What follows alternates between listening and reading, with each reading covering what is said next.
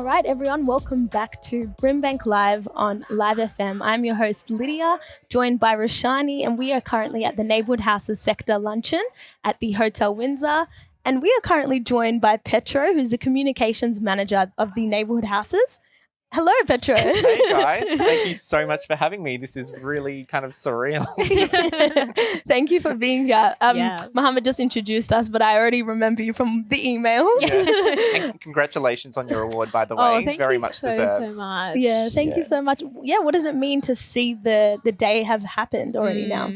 Well, this event's probably been around 3 months in planning now. Wow. So basically, we got in touch with Penny Wong's office. Yeah. And we were like, initially, we were just like, we want to have an online event because we weren't sure whether, with COVID restrictions and stuff, whether we could do something in person. And then we got this call from her a few weeks later saying, oh, yeah, Penny's available in person on the 18th. And we're like, we're going to make an event around that for sure because, it's not every day that you get a federal senator that wants to come to your event. That's true. And we know how much Penny's loved across the sector. So it wasn't really hard selling tickets for this. I was going to say it was a packed out event for anyone that wasn't here and is listening. There was lots of fangirling in the room. So, and how awesome was Penny? Oh, yeah. She's amazing. Yeah, did you guys get to capture any of her speech? Yes, I got a bit of it. Yeah, and then I wanted to enjoy the rest. I didn't want to be holding my phone up the whole time. I know. Yeah, true. I was like, ooh. And try and get that selfie, where she's like 50 meters from behind. Yeah.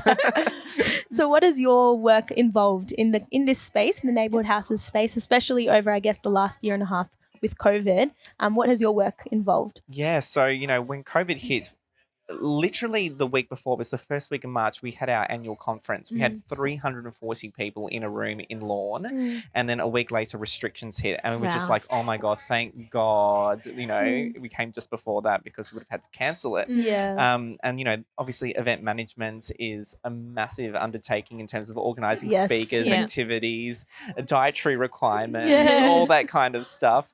And, so in terms of when COVID hit, my job being the comms manager at NHV was really making sure that the sector had the most up-to-date information in terms of what the restrictions were because, we have 400 neighbourhood houses across communities all over Victoria and a lot of them are, people who are quite vulnerable, who need access to food relief, childcare, those kind of things. So, keeping our members updated on that information because obviously when that was all happening there was just information coming from everywhere. Different people. Misinformation, disinformation, confusion. So taking that information and putting it in a way that was really succinct and really easy to understand for our members so then they knew how to roll that out in their communities was really important. I think that was one of the most important things was effective communication of what was actually happening. Yeah, absolutely. So that's amazing. Yeah, and just, making sure that we could keep people, our members engaged throughout the process so they didn't feel so isolated. Yeah. So obviously, like everyone, we started the Zoom chats, just getting members to come on in and discuss how they were feeling and, the different issues that they were experiencing. We had a huge influx in our members' Facebook group of people just, asking for resources or troubleshooting different, issues that they were having, And people just got really, I think we got more mobilised during COVID. I was going to say, what's something beautiful that's come out of, I guess, the mess that was COVID? I think there's definitely a greater respect and appreciation for neighbourhood houses across the board. Absolutely. Because, we really became an essential service during COVID, True. So I think that's definitely kind of become more prominent. And I also think, I think we're a lot more mobilised as a sector. The fact today that we had 230 people that were so eager to come together again I think really speaks volumes. That's Absolutely. And I want to ask what your favourite thing about Neighbourhood House is. I think for me, it's their inclusivity. It's the diversity of services that they provide. No neighbourhood house is ever the same.